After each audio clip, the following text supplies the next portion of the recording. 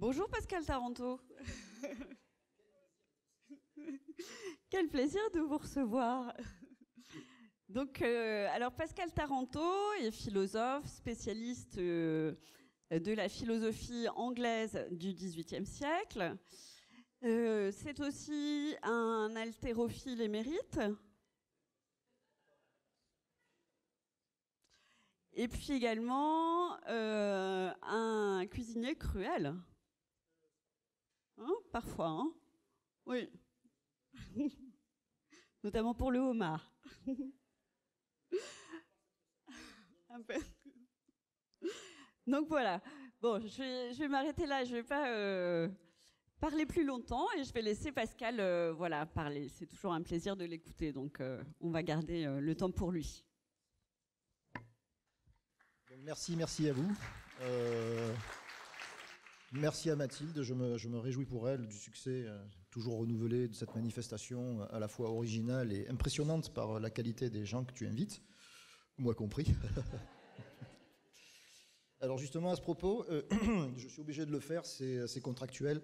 Ma thèse parue en 2009 chez Armand Collin n'existe pas en fait. Elle est parue en 2000 chez Champion. Voilà. C'est pour ton service de renseignement, si tu veux. Voilà. Donc, attendez, alors excusez-moi, je regarde ce que j'avais prévu. Voilà. Drôle de guerre ou comment le rire triomphe de l'horreur. Alors, ce que j'avais prévu, parce que vous savez comment ça se passe, on vous invite et on vous demande quelque chose, 6 mois, 1 an à l'avance. Vous dites, tiens, je ferais bien un truc rigolo sur le rire, et le rire, c'était l'année dernière, hein. Et la guerre, alors comme ça, faire un lien entre les deux, ce serait pas mal. Et puis après, quand il faut faire le travail, vous vous apercevez qu'en fait, c'est très très compliqué et très difficile. Donc vous m'excuserez, mais il y aura des moments auxquels je vous ai peut-être pas habitué si vous avez été là les années précédentes. Il y aura quelques petits moments de cuistrerie. Voilà, je serai obligé de dire des choses, bon, un peu, voilà. Je vous les signalerai, mais vous les verrez vous-même. Je remercie Monsieur Rigolo qui a dû partir, qui avait un train, mais pour le coup, il m'a vraiment préparé le travail avec beaucoup de finesse. Puisque dans sa conférence, il dit à un moment donné, si ma mémoire est encore bonne, parce que j'ai bu hier soir, que d'une certaine manière, le rire est ce qui permet de se saisir de l'horreur de la guerre et un petit peu de la mettre à distance, etc. Alors c'est précisément sur ce thème que je voudrais essayer de disserter quelque peu avec vous maintenant. Ça part aussi d'une interrogation qui est toute personnelle. Quand j'étais jeune étudiant, même pas lycéen, oui, si, jeune lycéen. Le premier texte de Rabelais que j'ai découvert, c'était bien entendu chez Lagarde et Michard, hein, voilà, le fameux sac du Clos de Seuilly par les armées picrocolines. Et la description de la bataille que leur livre Frère Jean m'a littéralement fait mourir de rire pendant plusieurs semaines. Rien que d'y repenser, je partais d'une espèce de rire nerveux comme ça.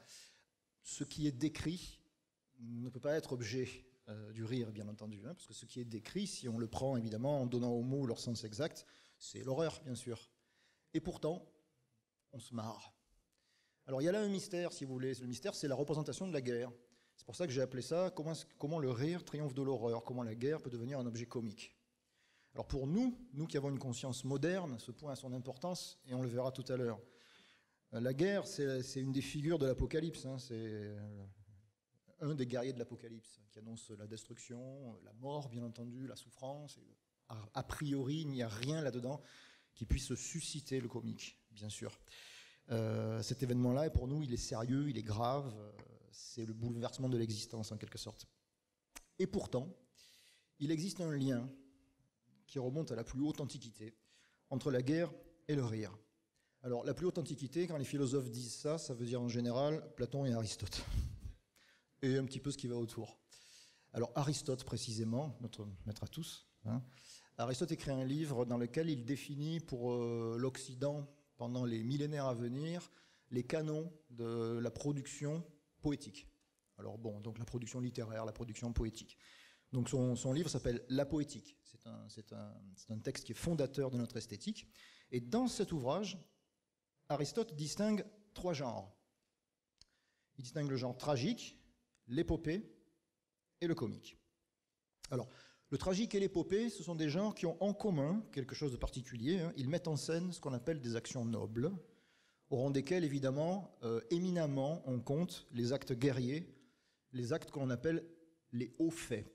Hein. En effet, c'est à la guerre que s'exerce une certaine noblesse morale et tout un florilège d'excellence, de vertus, qui comptent comme celles essentielles pour l'homme grec. À la guerre, on attache son nom, par exemple le courage, bien sûr, la solidarité, la prudence, la phronésis. À la guerre, il ne s'agit pas d'être téméraire, il s'agit d'être courageux. Donc c'est là que vous manifestez votre excellence en, produisant une action qui est dans la juste mesure. D'un point de vue aristotélicien, c'est fondamental.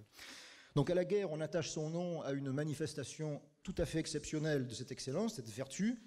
Bon, éventuellement, on meurt, évidemment, mais en même temps, on trouve la gloire héroïque. Alors, l'archétype de la haute vertu guerrière, celle qui est reprise, disons, par les philosophes grecs de l'époque, et notamment celle à laquelle pense Aristote dans la poétique, l'archétype de la haute vertu de guerrière, c'est ce qui est contenu, c'est la description des actes contenus dans l'Iliade d'Homère. Homère, c'est l'éducateur du monde grec, et Aristote prend l'Iliade et l'Odyssée comme des modèles exemplaires de personnages typiques, en quelque sorte, des excellences, des vertus. Alors, l'archétype de la haute vertu guerrière dans l'Iliade, qui a un caractère presque divin, est représenté par Achille. Et lorsque Achille est mis en scène, c'est à partir d'une certaine structuration de l'opposition guerrière qui va donner, si vous voulez, qui va former l'imaginaire grec. C'est le face-à-face entre le héros et ses ennemis. Alors, je ne résiste pas au plaisir de vous citer un extrait du chant 20, vers 490 et suivant, de l'Iliade. Tel un prodigieux incendie à travers les vallons desséchés d'une abrupte montagne éclate et se déchaîne. L'épaisse forêt brûle et sans cesse le vent pousse en tous sens la flamme et les fait tournoyer. Tel en tous sens bondit Achille avec sa pique, se ruant comme un dieu sur les guerriers qu'il tue. Bon, évidemment, ce passage doit déjà, par anticipation, vous faire penser à un autre type d'Achille, qui sera notre frère Jean. Alors, la gloire du héros guerrier, qui se rue comme un dieu sur ses ennemis, légitime sa représentation esthétique. La tragédie et l'épopée ont à la fois un objet qui leur est convenable, le haut fait, mais aussi une forme spécifique par laquelle ils se reconnaissent. La tragédie, elle met en scène un malheur implacable, ce qu'on appelle un drame, et l'épopée, elle raconte sur la longue durée les nombreux épisodes glorieux, heureux et malheureux d'une grande aventure guerrière. C'est donc une narration. Pour représenter le drame ou pour effectuer la narration, les poètes tragiques, ou les poètes qui font une épopée, utilisent des vers particuliers qu'on appelle des hexamètres dactyliques. Voilà, ça c'est un moment de cuistrerie. Voilà. Des hexamètres dactyliques, ce sont les vers utilisés par Homère. Donc 6 pieds, bref, passons. Donc, selon Aristote, l'Iliade et l'Odyssée, qui racontent la guerre de Troie et le retour d'Ulysse, peuvent être considérés comme les prototypes des genres de la tragédie et de l'épopée. Or, ce n'est pas tout. Il ne s'agit pas simplement ici, pour Aristote, de dire comment on écrit ces genres et quel est l'objet de ces genres. Il s'agit aussi de décrire quel est l'effet que ces genres ont sur le spectateur qui les regarde. D'accord ? C'est-à-dire, en fait, la théorie de la représentation poétique est d'emblée une théorie morale, ou du moins c'est une théorie qui fait partie, de manière plus large, des théories morales, parce que ça ne fait pas rien que de regarder un certain type de spectacle. Donc Aristote théorise ça dans la poétique, avec un concept que vous connaissez tous sans doute, qui est celui de catharsis. La représentation d'une action noble, dit Aristote, possède une fonction morale parce que, en représentant l'enchaînement des causes et des effets entraînés par l'action des personnages, enchaînement alors pitoyable, enchaînement terrible, qui conduit à la plupart des cas, pour ce qui est de la tragédie, à la mort, un effet moral remarquable se produit chez le spectateur. En représentant cet effet, on a un effet moral qui se produit. Donc c'est la fameuse catharsis. Qu'est-ce que c'est ? La tragédie, je cite, Aristote, dans la traduction standard, réalise une purgation de la pitié. Alors la pitié, c'est le sentiment qui est suscité par le malheur du juste. Quand vous avez un juste à qui il arrive quelque chose, vous le prenez en pitié, le fait de le voir représenté dans ce malheur vous purge. Alors que faut-il comprendre par là ? On ne va pas rentrer dans ce débat, mais vous purge cette émotion. Par exemple, lorsque le corps d'Hector, qui ne méritait pas ça, est traîné derrière le char d'Achille. Là, vous prenez en pitié Hector. Bon. Et la tragédie réalise également la purgation de la terreur. Alors la terreur, c'est le sentiment qui est suscité par le malheur du semblable à soi. Par exemple, lorsque les soldats troyens sont massacrés par le même Achille, vous vous mettez à leur place et vous êtes terrorisé par la puissance d'Achille qui se déchaîne sur le semblable à vous-même. Donc c'est une sorte de libération pour le spectateur des émotions qui sont engendrées par le spectacle tragique. Et cette libération, elle a lieu par le biais des représentations. Elle n'a pas lieu en regardant les choses, elle a lieu par la représentation. C'est ça qui est intéressant. Bon, alors, ces choses étant posées et rappelées, question, comment le comique peut-il s'infiltrer dans un type de représentation qui suppose en fait exactement son contraire? En effet, qu'est-ce que c'est que le comique? Le comique, selon Aristote, il a un objet moralement bas. Tragédie, épopée, objet moralement noble. Le comique a un objet moralement bas. La comédie représente les actions basses d'hommes qui sont eux-mêmes bas. En gros, c'est la petitesse qui fait rire. C'est pas la grandeur. Donc, au contraire de la tragédie, la comédie ne soulage pas le spectateur de la pitié ou de la terreur, mais, c'est son effet propre, par le sentiment de mépris, par le sentiment de dérision qu'engendre le spectacle de la difformité morale, elle excite le rire. Donc, si une épopée guerrière au sens classique peut avoir des épisodes comiques, par exemple dans l'Iliade, vous avez toutes sortes de disputes entre Héra et Zeus, qui sont très vaudevillesques en fait. Le comique ne saurait être essentiellement lié à la représentation de la guerre.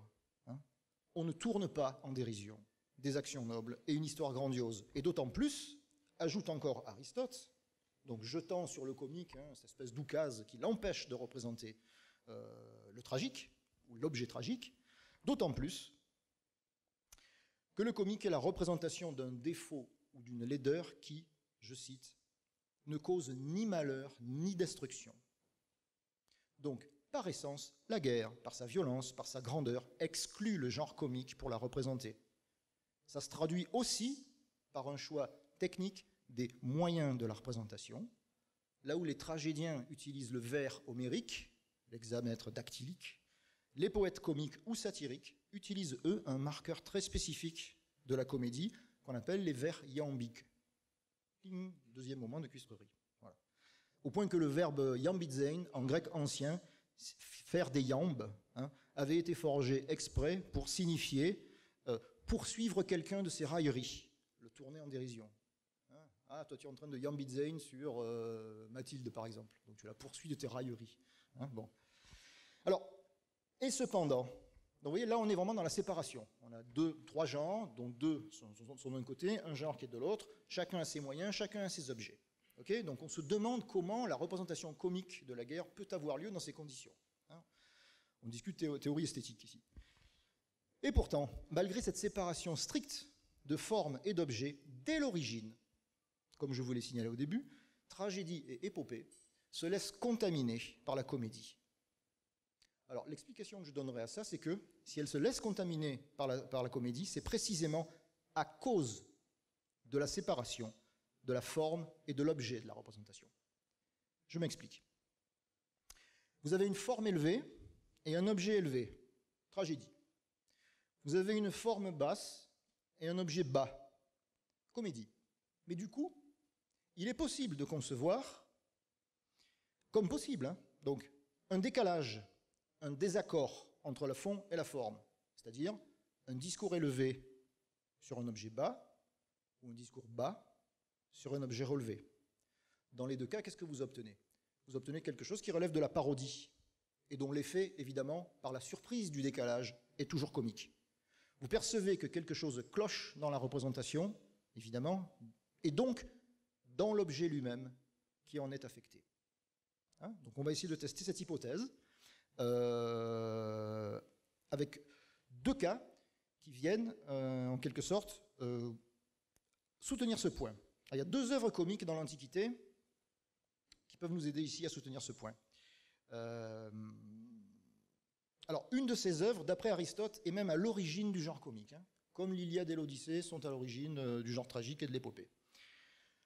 Alors, de cette première œuvre, il ne reste que quelques vers. Il s'agit du Margites. C'est un poème, le Margites.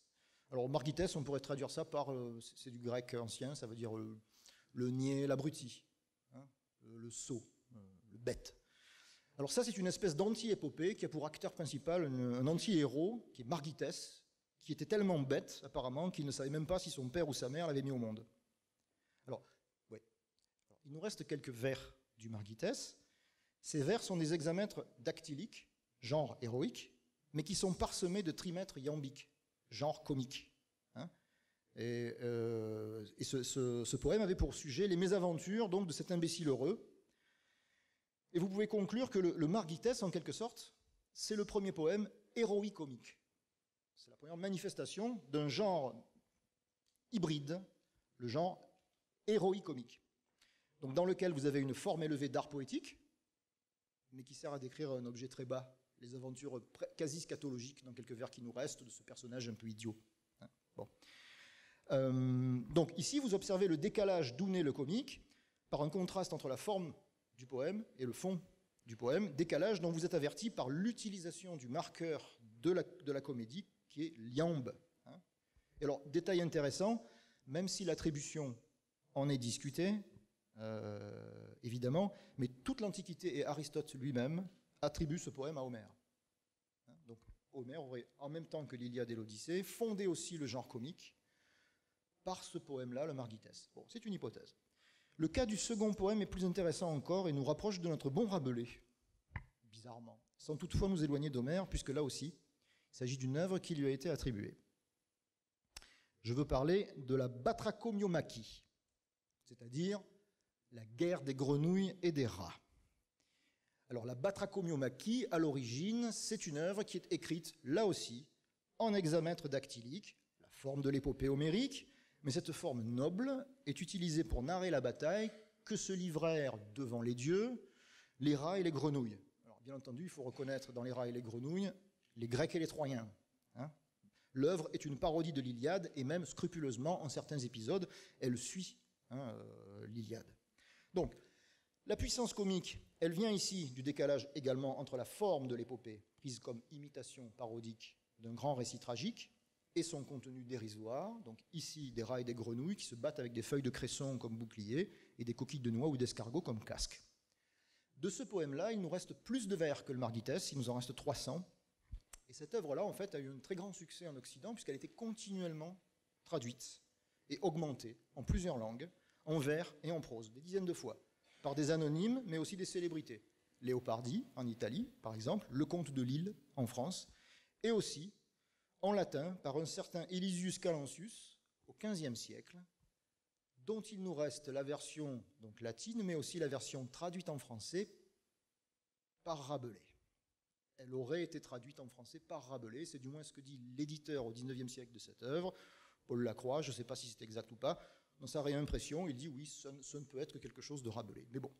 Et donc, ça aurait été traduit en français sous le titre « La bataille fantastique des rois Rodilardus et Croacus ».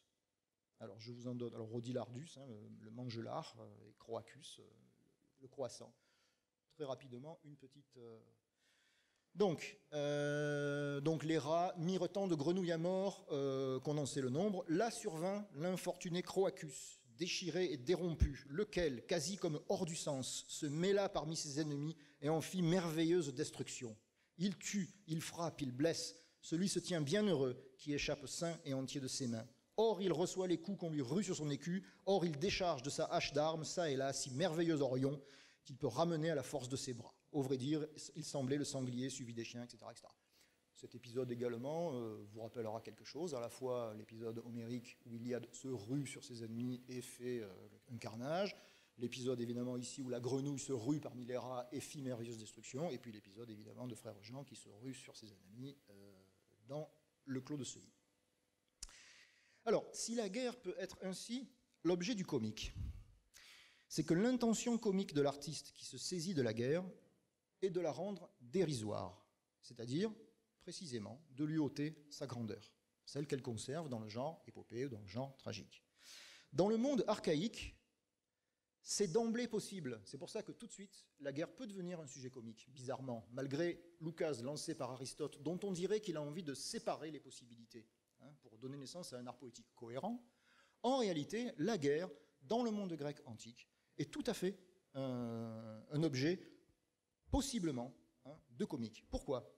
Parce que la guerre, à l'époque, c'est pas du tout ce qu'on pense, nous, sous le vocable guerre. La guerre, à l'époque archaïque, c'est une situation tout à fait ordinaire, tout à fait banale de l'existence humaine. L'imaginaire de la guerre, dont la guerre de Troie est le modèle, et justement c'est une guerre imaginaire, c'est pas la réalité de la guerre. La guerre réelle, au temps archaïque, c'est une occupation aussi inévitable que l'agriculture ou le commerce. Elle structure le temps et l'espace humain, elle structure les relations entre cités. Alors il y a un philologue allemand qui s'appelle Bruno Keil, qui est cité par Jacqueline de Romilly, qui va jusqu'à écrire que dans la Grèce antique, je cite, « La paix était une interruption contractuelle de la guerre et non la guerre une interruption de l'état de paix. » Et le mot grec que nous traduisons par paix, eiréné, serait en fait beaucoup mieux traduit par trêve. Donc la guerre, c'est un phénomène normal de l'existence. L'été, qu'est-ce qu'on fait? On se bat. L'hiver, il ne se passe rien, il fait froid. Les guerres reviennent en quelque sorte avec les saisons. Mais pour le coup, malgré leur violence réelle, parce que les guerres sont des phénomènes cycliques dans lesquels les cités, en fait, testent leurs valeurs réciproques, elles ne sont jamais destructrices de l'ennemi. Et ça, tous les historiens de l'Antiquité insistent sur ce point. Il ne s'agit jamais d'absorber une cité, de laminer une cité, de détruire entièrement une cité, de réduire une cité en esclavage. Non, ce n'est pas de ça qu'il s'agit. On a besoin, en quelque sorte, de l'ennemi, qui est indispensable pour faire la guerre. Donc la cité vaincue n'est jamais absorbée, asservie ou détruite. Les cités sont jalouses de leurs identités. Donc à quoi ressemblent en fait les guerres antiques plutôt? À la compétition sportive. C'est le modèle le plus adéquat, je pense. Et ça explique concrètement que les Grecs aient aussi inventé le modèle de guerre qui a été celui de l'Occident pendant un certain nombre de siècles, celui de la bataille rangée décisive, où le camp qui l'emporte emporte aussi la guerre. Ok, c'est bon, on est battu, chacun rentre chez soi, donc on prend une tribu ou pas, mais voilà, jusqu'à la prochaine compétition.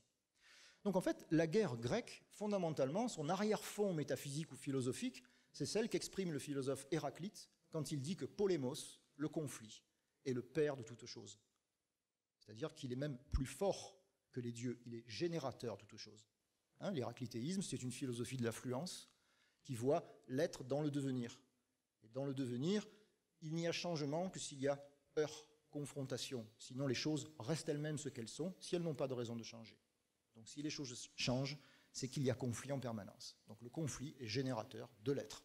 C'est ce que pensait Héraclite. Alors cette façon de concevoir la guerre, évidemment, c'est plus la nôtre. Elle est très loin de notre perception moderne. Qu'est-ce qui a changé? Il y a beaucoup de choses qui ont changé, bien sûr. Mais on peut dire vraiment que la modernité, dans ce qu'elle a de plus visible pour nous, elle commence avec l'utilisation des engins. C'est-à-dire ce qui permet justement d'échapper au modèle de la bataille rangée décisive, celle où on s'affronte d'homme à homme. Avec l'utilisation des engins, la tactique, la stratégie militaire deviennent beaucoup plus complexes et étalées sur un temps plus long. Alors l'utilisation des engins, je pense évidemment à l'artillerie, qui est précisément une forme de guerre qui commence à l'époque de Rabelais. Et ça, d'emblée, c'est saisi comme une guerre des lâches. C'est-à-dire c'est une guerre de laquelle absolument rien de beau moralement ne peut sortir et donc ne peut être représenté. Tout que Dillon, le général de Picrocole, tout que Dillon, c'est celui qui touche de loin. C'est un lâche. Donc ce type de guerre techniquement destructrice, parce qu'évidemment avec un boulet de canon on fait plus de morts qu'avec une épée, et immorale se parachèvera, comme vous le savez, dans les guerres mécaniques et industrielles de la première moitié du XXe siècle. Alors on sait, ça a été rappelé, que l'humanisme de la Renaissance, avec Thomas More et surtout Erasme, a pris position contre l'idée d'une bonne guerre, et en conséquence a fondé un refus de la guerre qui se rapproche d'un refus absolu de la guerre, un pacifisme on dira. Et le cas de Rabelais, bien entendu, il est plus compliqué. Le cas de Rabelais est plus compliqué. Si le Gargantua a souvent été considéré comme pacifiste, par l'éloge constant qui est fait de la paix et surtout des moyens de la préserver, il faut mettre en œuvre tous les moyens avant de faire la guerre, etc., etc., le prologue du tiers-livre reprend mot pour mot le thème d'Héraclite du conflit, comme père de toute chose. Ce thème du conflit. Et donc, Rabelais, ici, conserve à la guerre son sens ancien de lieu où s'éprouvent les vertus morales. Sans doute parce que, moins radical qu'Erasme, il pense que, lorsque les moyens, enfin il pense, je ne sais pas ce qu'il pense, ni ce qu'il pensait, mais une supposition, que lorsque les moyens de préserver la guerre ou de l'éviter ont échoué, eh ben, il faut la faire et sans se poser de questions. Il faut la faire sans se poser de questions. Et c'est pourquoi, derrière la verve comique dont Rabelais fait preuve en narrant l'assaut de frère Jean, qui fond sur ses ennemis comme Achille, vous avez deux choses qui sont beaucoup plus inquiétantes.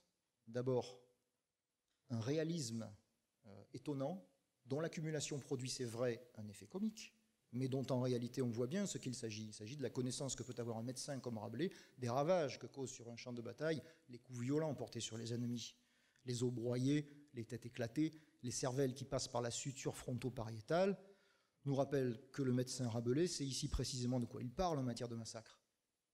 Mais aussi, dans cet épisode du sac de Seuilly, donc frère Jean fond sur ses ennemis, nous est rappelé une deuxième chose, c'est que le diplomate Rabelais sait qu'une guerre doit se gagner sans barguigner.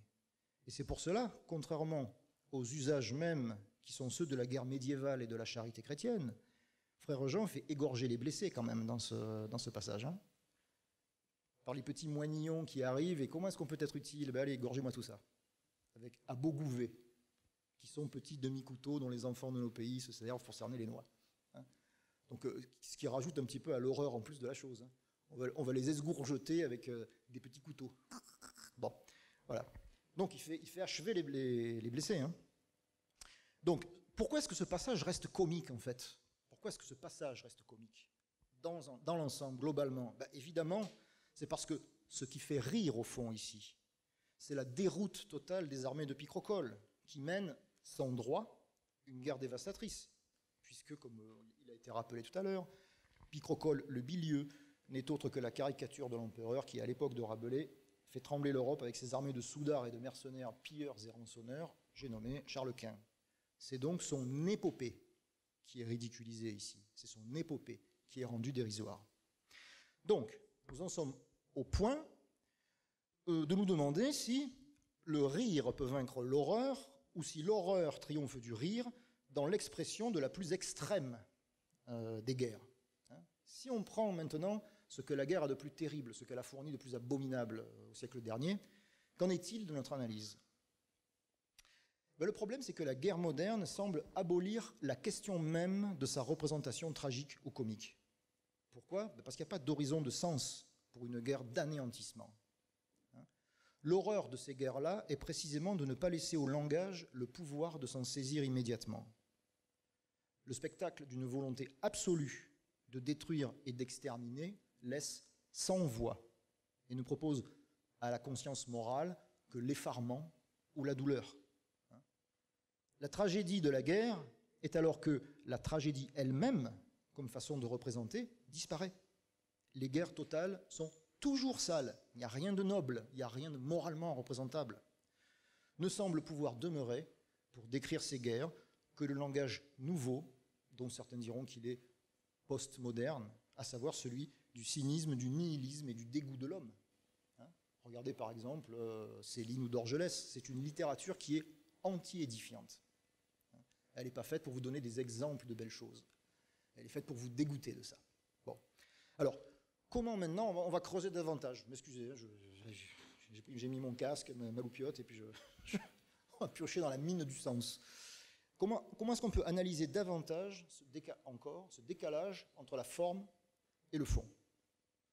Depuis le début, nous avons dit que la guerre est une chose épouvantable, mais qu'il y a plusieurs manières de la représenter. Et que selon comment on la représente, les passions ou les émotions qui naissent chez le spectateur ou l'auditeur sont différentes.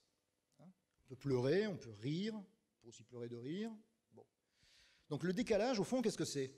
C'est le décalage qui naît de la différence entre les choses mêmes et la façon dont nous en prenons conscience, par la représentation, c'est-à-dire par la façon dont nous utilisons des signes et des symboles pour signifier un réel complexe, que ce soit par le langage et ses ressources, les images, le théâtre et toutes les formes de représentation, qui peuvent en général s'appeler des langages.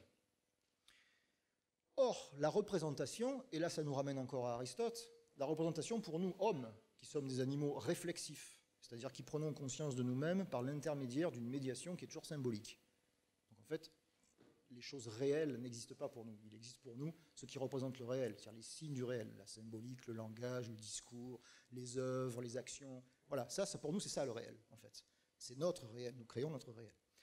La représentation, dit Aristote, toujours lui, merci Aristote, avant même d'être une représentation cathartique, qui provoque le soulagement des émotions, c'est la source. Et ça, c'est une notation infiniment précieuse, métaphysiquement et même psychologiquement parlant. C'est la source d'un plaisir naturel. Nous trouvons un plaisir naturel dans la représentation, dans le fait d'en voir et dans le fait d'en faire. Le fonctionnement logique de notre intelligence, celui qui nous pousse à représenter, nous fait jouir. C'est comme ça. Voilà. On aime faire des dessins quand on est petit. On aime assister à une pièce de théâtre. On aime voir des représentations. Donc nous aimons la représentation elle-même comme nous aimons parler. Et c'est pour cela que nous pouvons même avoir, dit encore Aristote, plaisir à regarder les images les plus soignées des choses dont la vue nous est pénible dans la réalité. Par exemple, et c'est l'exemple que prend Aristote, bien sûr, la vue d'un cadavre est épouvantable, mais la représentation d'un cadavre dans une pièce de théâtre, dans un film, dans un poème, peut être agréable si, dit encore Aristote, c'est la condition, si l'artifice est soigné. Autrement dit, si vous préférez, si l'artiste est habile dans la représentation. Et Kant dira plus tard, comme pour confirmer cette idée, que l'art n'est pas la représentation d'une belle chose, c'est la belle représentation d'une chose. La beauté est dans la représentation. Donc, la jouissance de la forme de la représentation, qu'on appelle le plaisir esthétique, dépend de la perception de cet écart. Or, l'écart le plus grand entre le signe et ce qu'il signifie, où est-il obtenu? Et là, je reviens à notre analyse du début. Où l'écart le plus grand dans la représentation est-il obtenu? Il n'est pas obtenu par la représentation tragique, puisque la représentation tragique sollicite l'identification et pose l'identité du signe et de la chose. Je dis que les cadavres sont sur le champ de bataille, je décris un état de fait. Et ce sont effectivement des cadavres qui sont sur le champ de bataille. Tragique. D'accord? Où l'écart le plus grand est-il obtenu? Il est obtenu dans la représentation comique. Le comique, c'est l'art de dynamiter le sens, d'écarter au maximum le signe et ce qui est signifié. Le rire sanctionne l'écart au sein du langage entre le signifiant et le signifié. Et c'est pourquoi il repose toujours, le rire, sur une fiction. Sur une fiction. Si vous voulez faire du tragique, prenez des noms de gens qui ont existé pour faciliter l'identification. C'est ce que font les tragiques. Les poètes comiques inventent des noms, en fait. Ils marquent bien qu'il s'agit d'une fiction. Donc, le sens que prend le décalage dans le comique, c'est celui d'une mise à distance du réel.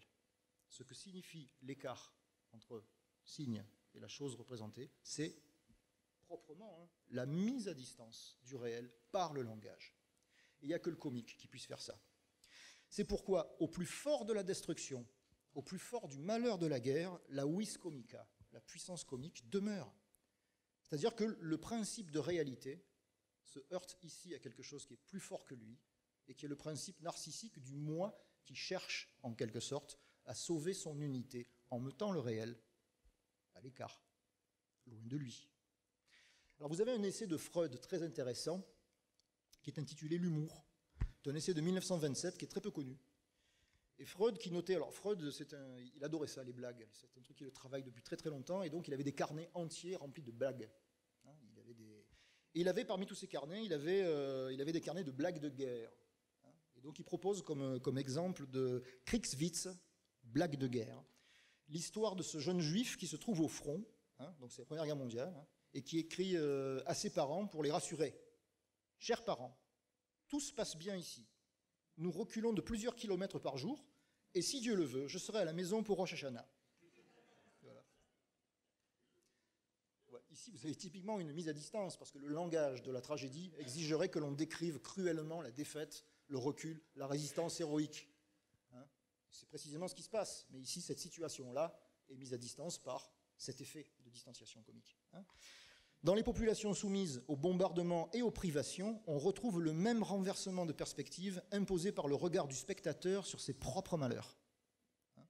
Ainsi, vous avez l'anecdote de ce Londonien qui, arrivant le matin sur le lieu où son négoce a été éventré par les bombes, inscrit au stylo sur sa pancarte, en dessous de « ouvert tous les jours », ces quelques mots, aujourd'hui plus que d'habitude.